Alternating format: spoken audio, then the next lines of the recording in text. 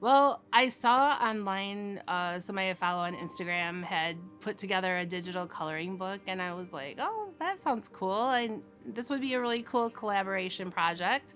And so I started thinking about how I would put it together. And um, the idea for making it into a fundraiser kind of came along as it developed, and I got people on board to participate. So, yeah, it just kind of became a really cool project that kind of reached out into the community, and people can enjoy coloring at home when they're stuck there, and it's a relaxing and way to get rid of stress. So I didn't think very much about it. I just got my book out and a plant, and it's actually a meaningful plant to me because this plant was a gift that the very first plant I received when I opened my school as like a congratulations thing, and so I just drew it and I sent it off to Julie. But then as the project, was coming together and I was really thinking about what it benefited the Interfaith Shelter, which the Interfaith Shelter, Salvation Army, all of these community organizers need so much help right now and they're hurting. I was happy to promote it on my school page and get people to purchase it and even get some of my students to be some of the artists in the book.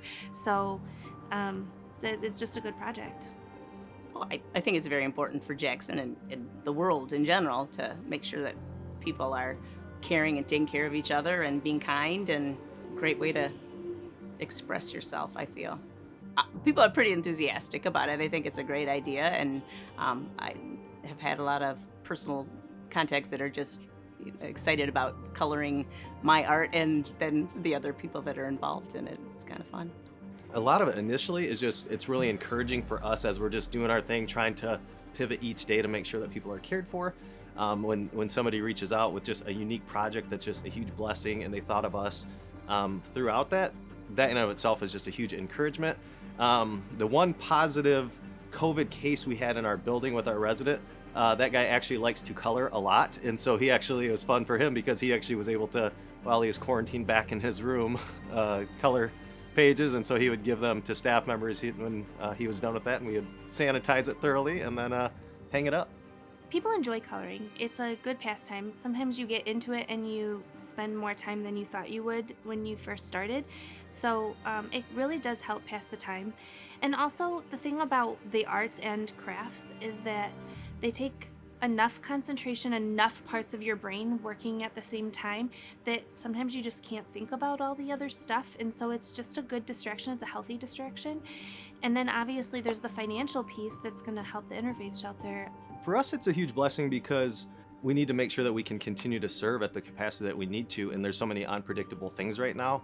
And so even, a lot of things with homeless shelters is we don't know as things loosen up, as some of the stay-at-home orders loosen, and then when evictions, because right now there's a stay on evictions for people in houses and apartments, we don't know what that's going to mean. And so is homelessness going to exponentially increase over the next few years?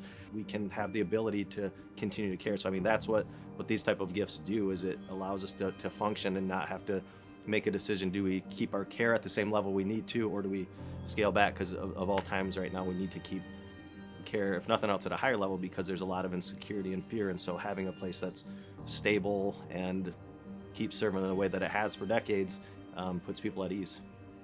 They have loved it. They are sharing it with their family. Some people have been posting online, like on Facebook and stuff, the pages they've colored, tagging the artists, which is kind of cool because the artists are getting a little feedback too. There's a $5 minimum donation to purchase it, but many people are giving way more than that. And so that's really cool to see too. As of this morning, last time I checked it, we've raised over $1,300 in sales. So it's very cool.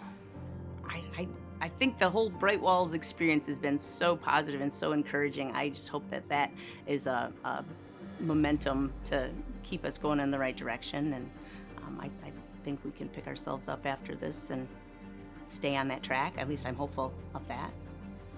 I think that as a community, somewhere people could get help through churches or, other organizations, but I think the shelter has a unique role in our community to really reach out and provide people that are in need with something that can make their lives better.